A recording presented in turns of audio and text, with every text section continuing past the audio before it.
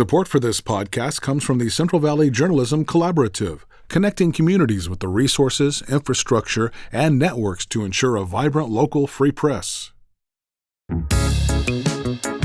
From KVPR in Fresno, this is Central Valley Daily. It's Thursday, May 28th. I'm Sarith Hawk.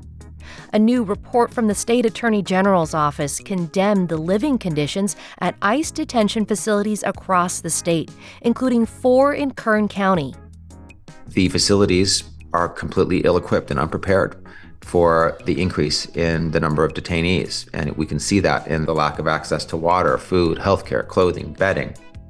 Today, we speak with Attorney General Bonta to discuss the findings of this report. But first, these headlines. Former Democratic Valley Congressman TJ Cox is expected to turn himself into federal prison this week. Cox agreed to plead guilty in 2024 to 2 charges of wire fraud. In exchange, prosecutors dropped almost all of the charges that led to his 2022 indictment. Cox was elected to Congress in 2018 after defeating Congressman David Valadao by a slim margin. Cox served 1 term before Valadao regained his seat. A new online portal for the city of Fresno could help ease a backlog of public record requests.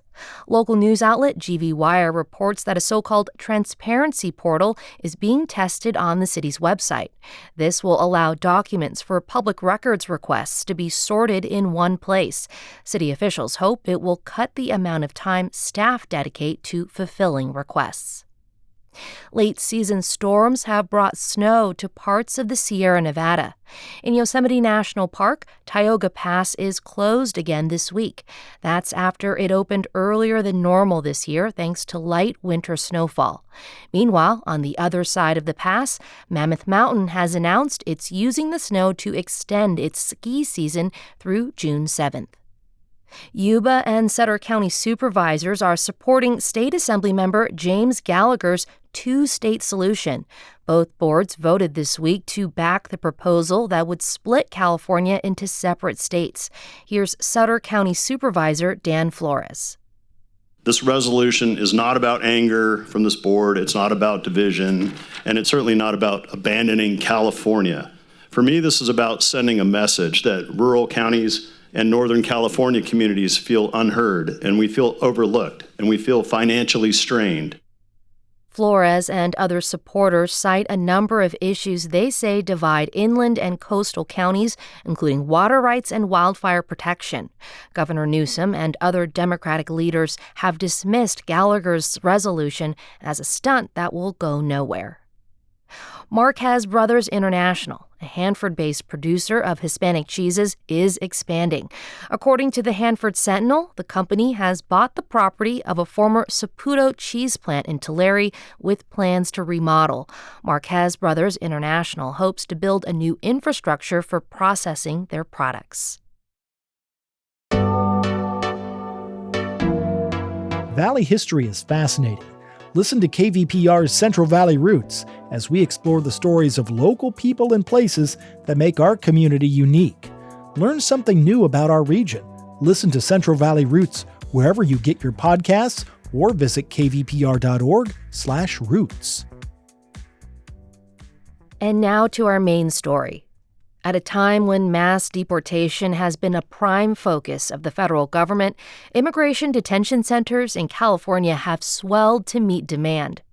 8 immigration detention centers are now operating in the state, 4 of them in Kern County alone. The latest numbers show the population has surged to unprecedented levels within the last 2 years. And with this surge came worsening conditions.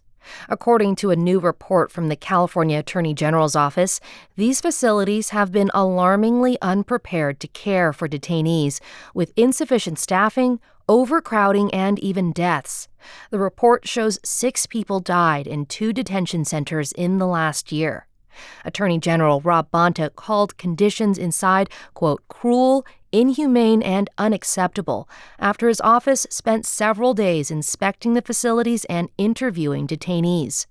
I spoke to Attorney General Bonta about this latest report and what he hopes to change when these facilities remain under the federal government's control. This fifth report should be seen in context of the other previous four reports. And what it shows is this, that there has been a massive increase in the number of detainees. The reason for that is Trump's mass deportation machine and his policies to round up more Californians and put them in detention centers. He's also taken on a position of having a no bond policy.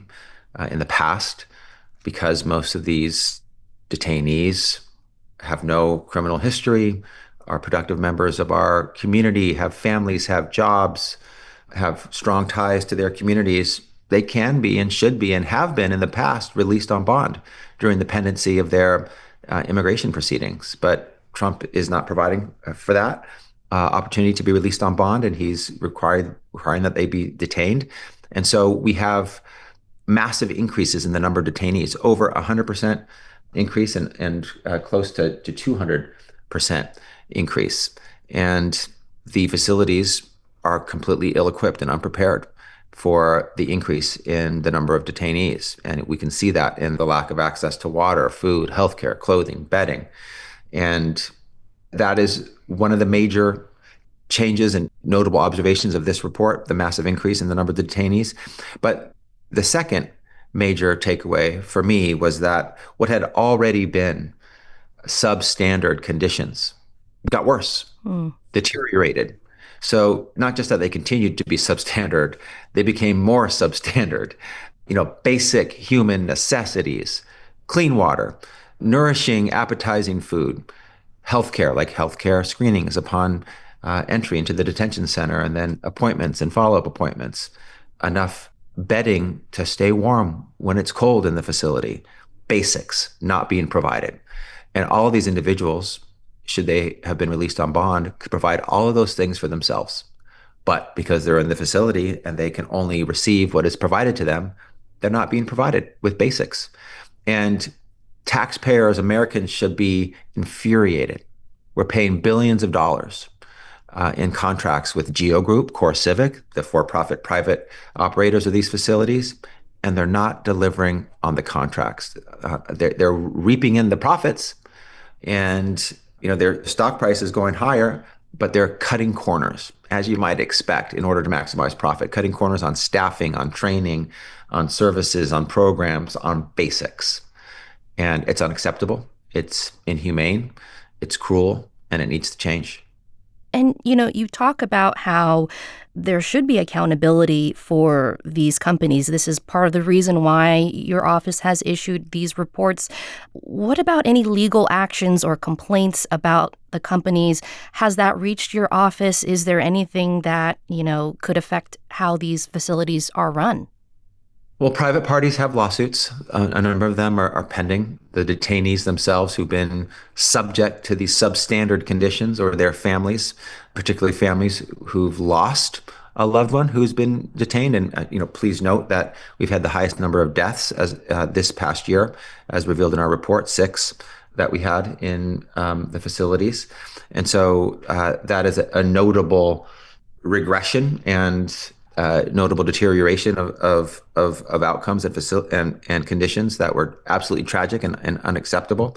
So there are some private lawsuits, really to quickly make a change that should be made and should never have had to be made, but can still be made going forward. All that needs to be done is ICE and the Department of Homeland Security just require the for-profit private operators, Core Civic and Geo Group, to do what they are required to do under their contract. That's it.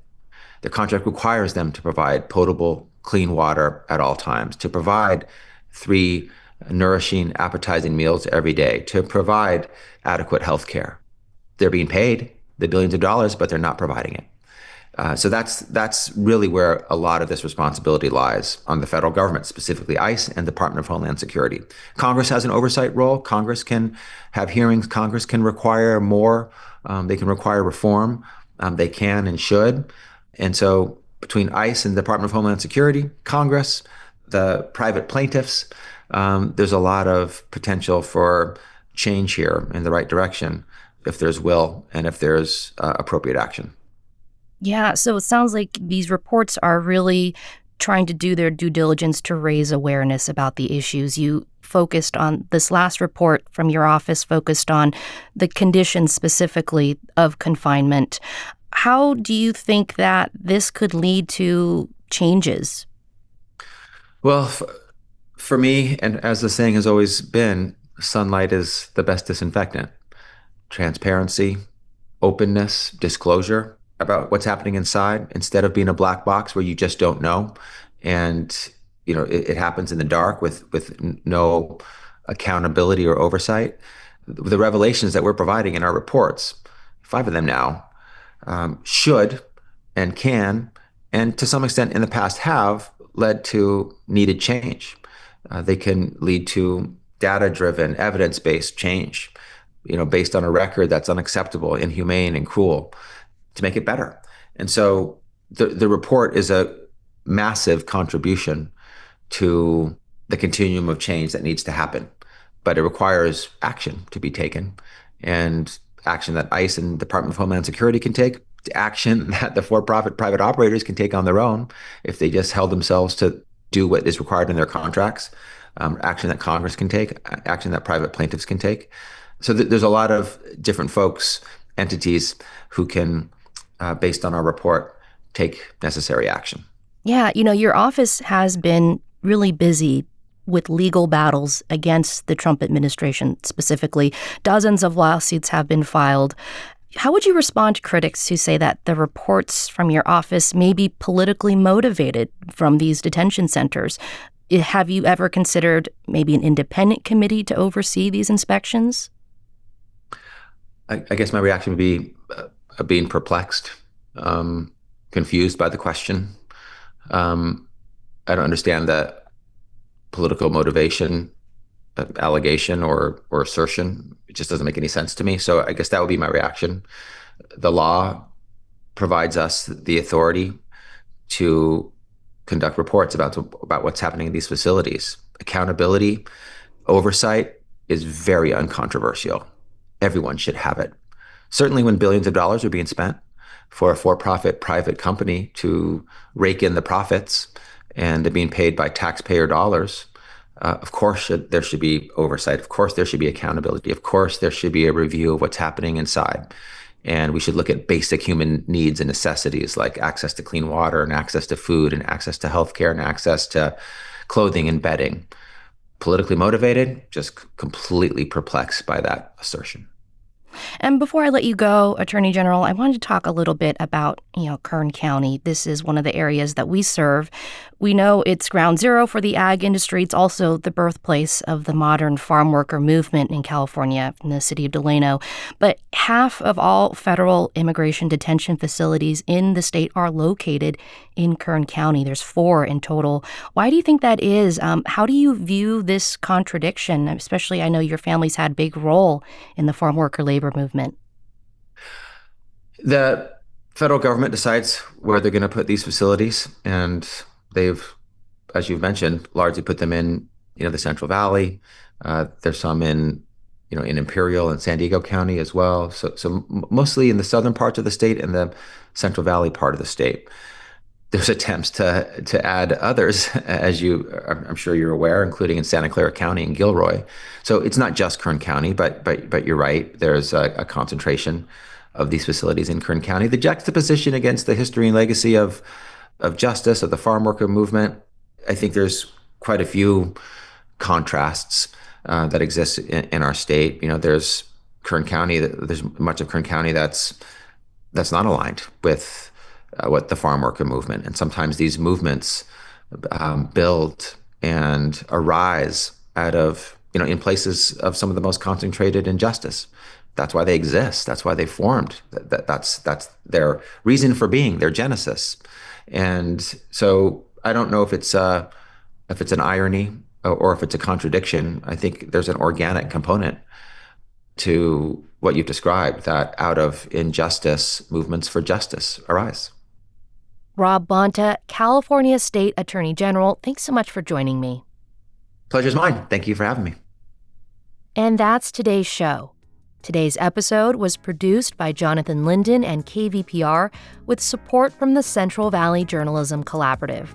I'm Sarith Hawk. Find the latest local news anytime at kvpr.org.